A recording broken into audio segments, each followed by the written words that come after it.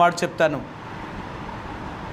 దైవజనుడు మార్టిన్ గారు షాలేములో విశాఖపట్నంలో ఆయన సేవ చేసేవారు. దైవజనుడు భక్సింగ్ గారితో కలిసి బాగా పరిచర్య చేసిన వారు.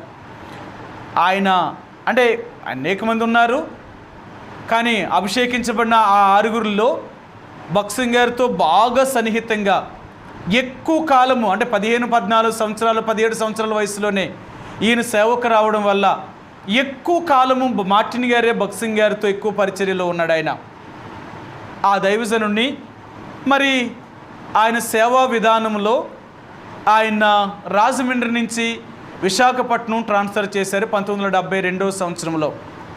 ఈ 72వ సంవత్సరంలో దైవజనుడు విశాఖపట్నం వచ్చిన తర్వాత రమారమి ఆయన మరణించేంతవరకు 2004వ సంవత్సరం లేక 2003వ సంవత్సరము నవంబర్ వరకు ఆ దైవజనుడు